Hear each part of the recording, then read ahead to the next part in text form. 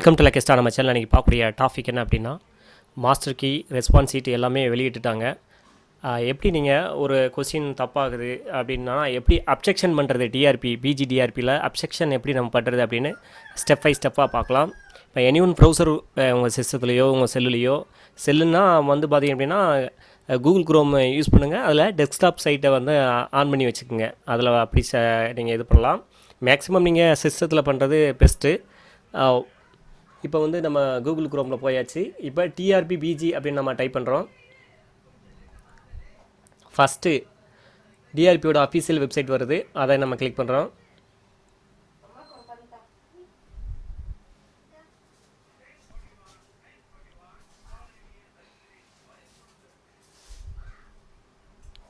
இதில் பார்த்தீங்க அப்படின்னா நீங்கள் ரெஸ்பான்ஸ் ஷீட் எப்படி எடுத்தீங்களோ அதே மாதிரி தான் இந்த ஆப்ஷனை கிளிக் பண்ணுறோம். கிளிக் பண்ணி அப்படின்னா கீழே ஸ்க்ரோல் பண்ணி பார்த்தீங்க அப்படின்னா ரெஸ்பான்ஸ் ஷீட்டு கீழே கிளிக்க அப்ஜெக்ஷன் ட்ராக்கர் அப்படின்னு இருக்கும். அதை நம்ம கிளிக் பண்ணுறோம். கிளிக் பண்ணிங்க அப்படின்னா ரெஸ்பான்ஸ் ஷீட்டில் நீங்கள் என்ன மாதிரி உங்கள் registration number, date of birth, select date of exam இதெல்லாம் இதை கிளிக் பண்ணிக்கிங்க. இதில் வந்து உங்கள் டேட்டு என்ன அப்படின்னு நீங்கள் செலக்ட் பண்ணி கொடுத்துக்குங்க, கரெக்டாக கொடுத்துக்குங்க. எக்ஸாம் டேட்டு என்ன அப்படின்னு சொல்லிட்டு டேட்டு இதெல்லாம் இங்கே கிளிக் பண்ணிக்கிங்க. இங்கே சேஞ்ச் பண்ணால் நீங்கள் சேஞ்ச் பண்ணிக்க முடியும், இயரை சேஞ்ச் பண்ணிக்க முடியும், மந்த்தை சேஞ்ச் பண்ணிக்க முடியும். அதே மாதிரி டேட் ஆஃப் பர்த்லையும் செலக்ட் பேஜ் வந்து ஓப்பன் ஆயிரும். 9 to 12 மதியம்னா வந்து அதுக்கு ஆப்ஷன் ஓப்பன் ஆகும். இப்போ பார்த்தீங்கன்னா கேப்சா கொடுத்துருக்காங்க. கேப்சா வந்து பார்த்திங்க அப்படின்னா ஒழுங்காக வந்து நெட்டு கிடைக்கல அப்படின்னு சொன்னால் இங்கே வந்து ஒரு ரெக்டாங்கலில் ஒரு இமேஜ் மாதிரி தெரியும். இந்த மாதிரியே க்ரீன் கலரில் தெரியணும். இந்த கேப்சாவை கொடுத்துருங்க.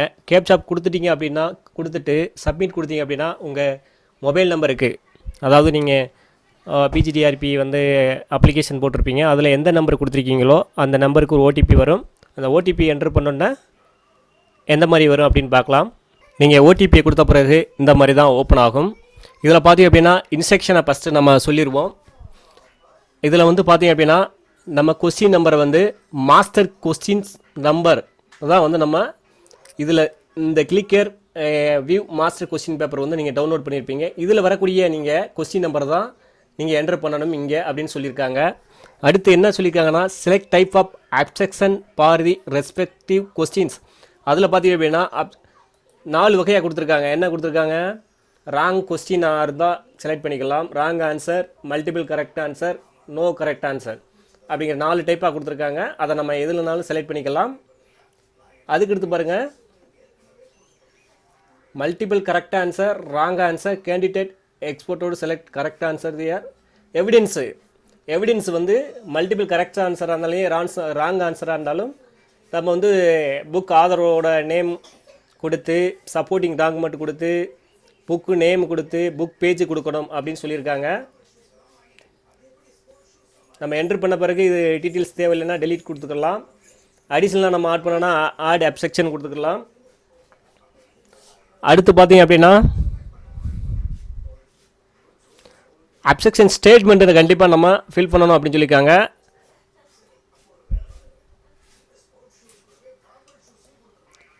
நீங்கள் எனி ஒன்று செலக்ட் பண்ணால் தான் இந்த மாதிரி உங்களுக்கு கேண்டிடேட் அப்ஜெக்ஷன் ஸ்டேட்மெண்ட்டு கேட்கும். சப்போர்ட்டிங் ப்ரூஃப் வந்து 2 MBக்குள்ளே இருக்கணும். 200 KBலேருந்து 2 MBக்குள்ளே இருக்கணும்.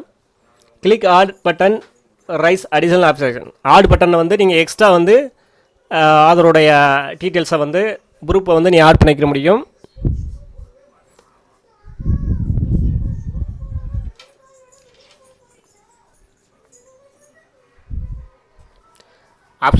அப்ஜெக்ஷன் வந்து கொஸ்டினுக்கு மட்டும் தான் நம்ம தெரிவிக்கணும் அப்படின்னு சொல்லியிருக்காங்க. ஒரு டைம் வந்து அப்ஜெக்ஷன் வந்து நீங்கள் சப்மிட் பண்ணிட்டீங்க அப்படின்னா அதை எடிட் பண்ண முடியாது அப்படின்னு சொல்லியிருக்காங்க. நீங்கள் அப்லோட் பண்ணையில் வந்து ப்ரூஃப் வந்து ஃபைலட் ஆயிடுச்சு அப்படின்னா, நீங்கள் ஒருவேளை ப்ரூஃப் வந்து அப்லோட் பண்ணலை அப்படின்னா அது வந்து அப்ஜெக்ஷனுக்கு ஏற்றுக்கிற மாட்டாங்க அப்படின்னு சொல்லியிருக்காங்க. அதே போல் பார்த்திங்க அப்படின்னா நீங்கள் ஸ்க்ரீன்ஷாட்டு ரைட் கிளிக் பண்ணுற மூலமாக நீங்கள் ஸ்க்ரீன்ஷாட்டும் பிரிண்ட் அவுட்டும் எடுத்துக்கலாம் அப்படின்னு சொல்லியிருக்காங்க. ஃபார் அப்ஜெக்ஷன் டைப்பில் வந்து ராங் ஆன்சர் கொடுத்துருக்காங்க அப்படின்னா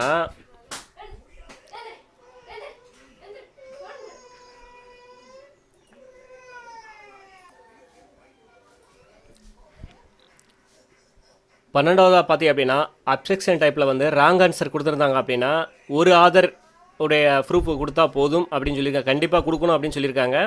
இதே பார்த்தீங்க அப்படின்னா அப்ஜெக்ஷன் டைப்பில் வந்து நீங்கள் மல்டிபிள் கரெக்ட் ஆன்சர் கொடுத்துருந்தீங்க அப்படின்னா மேக்ஸிமம் மினிமம் 2 ஆதருடைய டீட்டெயில்ஸ் கொடுக்கணும், ப்ரூஃப் கொடுக்கணும். இங்கே புக் நேம் கொடுக்கணும், ஆதர் நேம் கொடுக்கணும், புக் பேஜ் கொடுக்கணும். ஆட் ஆப்ஷன் கொடுத்து அந்த 2வது உள்ள ஒரு டீட்டெயில்ஸை வந்து ஆதருடைய டீட்டெயில்ஸை புக் நேம் ஆதர் நேம் அதுக்கு எல்லாமே சேர்த்து கொடுக்கணும். இதெல்லாம் கொடுத்துட்டு நீங்கள் ஓகே டிக்ளரேஷன் டிக் பண்ணிவிட்டு நீங்கள் இதை ஃபில்லப் பண்ணிவிட்டு லாஸ்ட்டில் நீங்கள் எத்தனை கொஸ்டின்ஸ் கொடுத்துருக்கீங்களோ கொடுத்துட்டு சப்மிட் பண்ணிக்கணும். சேவ் அண்ட் சப்மிட் கொடுத்துக்குங்க. நமக்கு வந்து ஒரு 6 கொஸ்டினுக்கு மட்டும் தான் டீட்டெயில் கிடச்சிருக்கு. அடுத்து நம்ம ஈவினிங் போல் நம்ம வீடியோ அப்லோட் பண்ணுவோம். அந்த 6 கொஸ்டினுடைய லிங்க்கு வந்து டிஸ்கிரிப்ஷனில் கொடுக்குறேன்.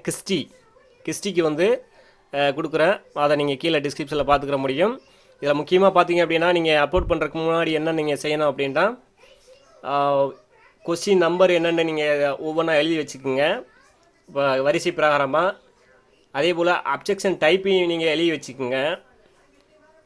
இது வந்து அப்பப்போ கொடுக்குற ஸ்டேட்மெண்ட் தான். சப்போர்ட்டிங் டாக்குமெண்ட் மட்டும் கரெக்டாக அதன்படி லைனாக அடுக்கி வச்சுக்கோங்க. அப்போ தான் குயிக்காக அப்லோட் பண்ண முடியும். அதுக்கடுத்து பார்த்தீங்கன்னா 2 MBக்குள்ளே இருக்கிற மாதிரி நீங்கள் டாக்குமெண்ட்ஸை ரெடி பண்ணிக்கிங்க, எடிட்டிங் பண்ணிக்கிங்க. புக் நேமையும் எழுதி வச்சுக்கோங்க, ஆதார் நேமையும் எழுதி வச்சுக்கோங்க, புக் பேஜ் நம்பரையும் எழுதி வச்சுக்கோங்க.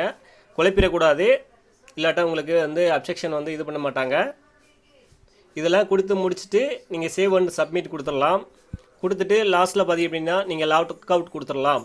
இந்த வீடியோ பிடிச்சிருந்தால் லைக் பண்ணுங்கள், ஷேர் பண்ணுங்கள், மறக்காமல் சப்ஸ்கிரைப் பண்ணுங்கள். நன்றி.